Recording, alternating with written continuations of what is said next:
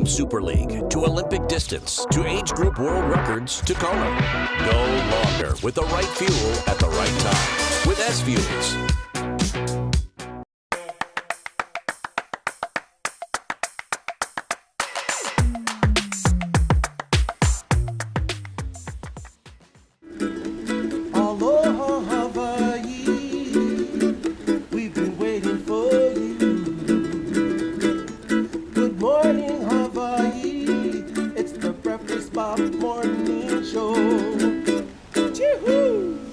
Man, everybody, welcome to day 6. Breakfast with Bob, our 11th year. Breakfast with Bob from beautiful Huggos on the Rocks. My name is Bob Babbitt. We're brought to you by Master Spas, SFuels Go Longer, HOKA Let's Fly, Forum Smart Swim Goggles, Quintanaroo, Zoot, the original triathlon brand, and of course, our Challenge Athletes Foundation.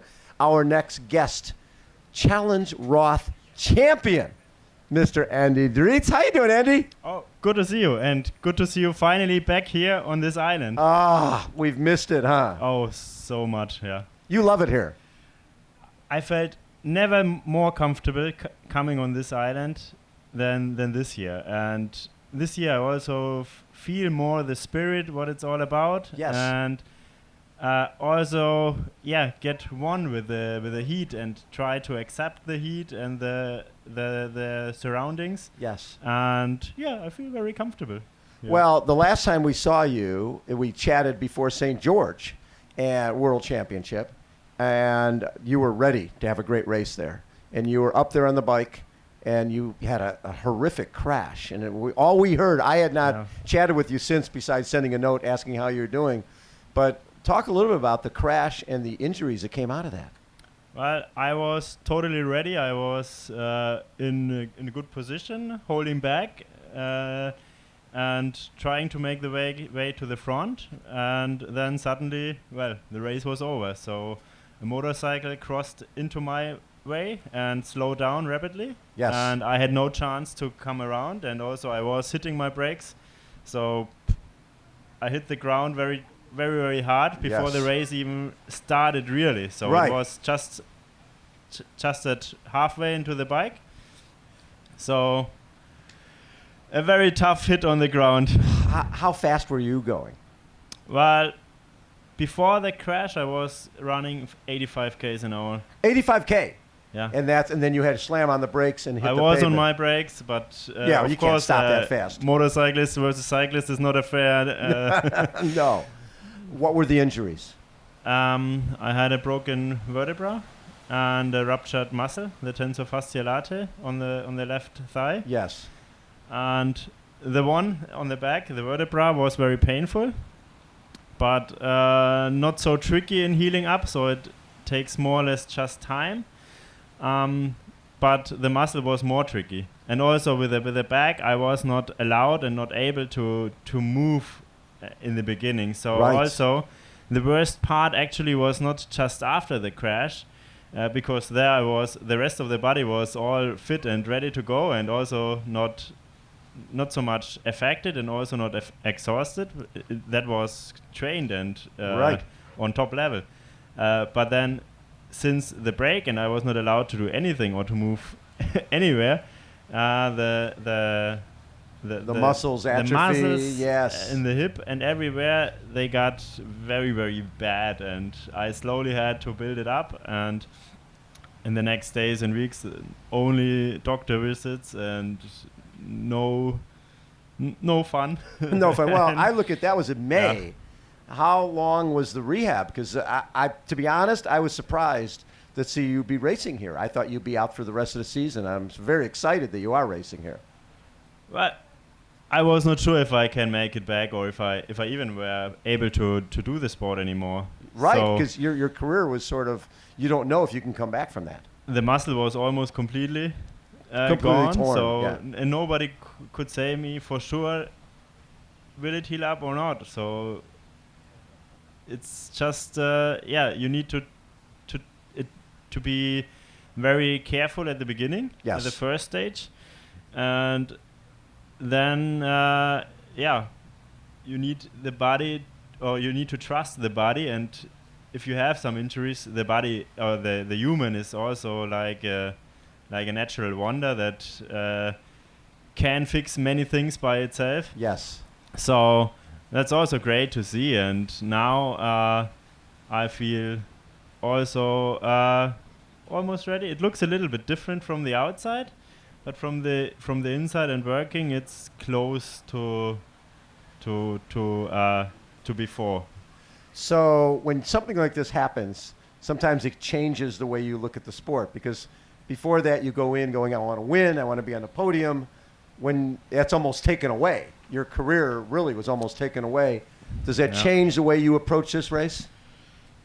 Definitely, yeah. Well, it's great to be back here on this island, and not only because we missed 2 years, also because of the crash. And when you see all the crazy people running up and riding up there, and you are one of them, it's kind of it's crazy, but we love it, and this is the passion we share. Yes. And this also gives so much energy back, and yeah, I'm just happy to be here. And you cannot take anything for granted. Your health and your body is your most important asset. And if you are able to do it again, or if you are healthy and you can do and experience and enjoy it, yes, then you already won. Exactly. So for you, I look at these last couple of years, a lot of 70.3 races, and so working on speed, right? When you're doing a lot of 70.3 races, you want to get that speed so that you can take that to the Ironman, full Ironman distance. Well, I wished I also had a good full distance race, but the schedule was so changing, it was difficult to add a full distance race and do it properly. So I hope we can forget the last years and focus on what's coming next. Well, but nothing wrong. I mean, your Ironman Florida was you went 54 swim and 402 bike. This is 2020, 252 marathon, 756. That's an impressive race. Oh yeah, it was. It was fun, especially when I think about preparing in German fall weather, like 4 degrees and rain, and then coming into the Floridian heat, and it was very humid there. So on the run I was really struggling, but well, it was for others similar. But yeah, it was a good race, but still it was not a win, and that's all what we are racing for. We want to you want to go to the top, and that's, even if it was a good race and not the result, it's maybe good for your mind, but you in the end you need the results, and you want to go for the top results. Well, and speaking of wins, sort of a hometown race in 2019 when you win Challenge Roth. The year before you were second. You come there and you 7:59. You win by 3 minutes? Yeah. And Challenge Roth, which is sort of a hometown race for you, right? Oh yeah. Well, that's still my peak of my sporting career, and also that's a must-go event to do there. And every year it's crazy out there. And this year also, the people did not forget how to celebrate. They came back and made it a great race. Yes. And yeah, coming in there first, it's amazing. It's for people who have not been to Challenge Roth, basically where the finish is a empty grass lot 6 days before the race, and then they build a stadium for 5,000 spectators that you finish in and run around with people going crazy. And the finish line is maybe 2 km long, and also before that you are running through the town, so you have all the way so many spectators that push you forward. It's crazy. Well, and don't forget about Solar Hill. Solar Hill with about 60, 70,000 people on there, like the Tour de France, moving out of your way as you go up. And you must have had a lot of family and friends out there. Oh yeah, they all came down there and had the chance to watch me very close. Yes. And also, I realized many faces, because usually you think, okay, when it's so crowded, you can spot some single faces.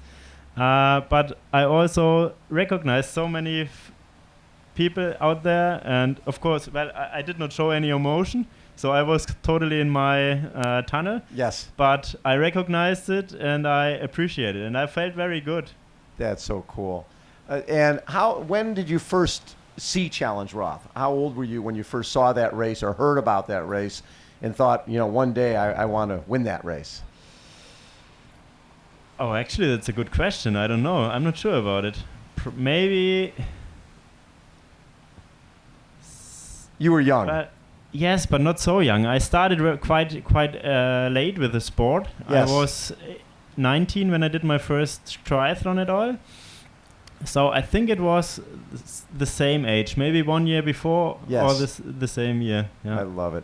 Hey, and so for this race, obviously changes perceptions or you change based on injury.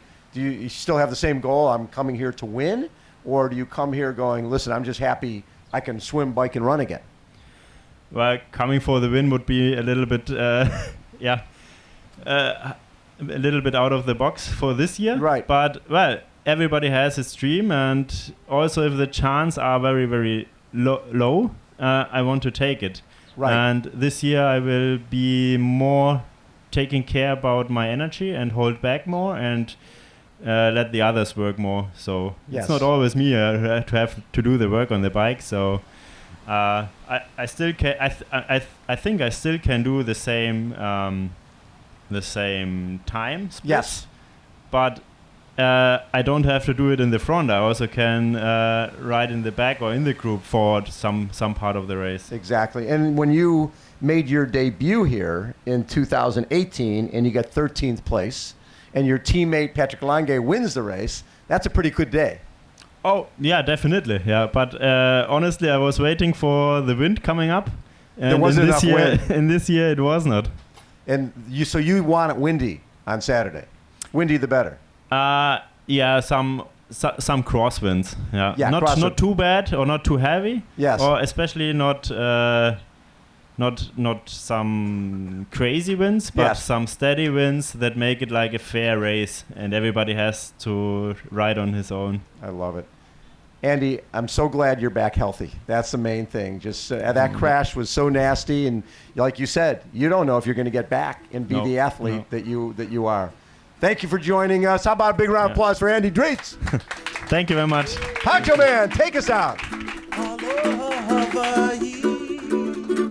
We've been waiting for you. Good morning, Hawaii. It's the Breakfast with Bob morning show.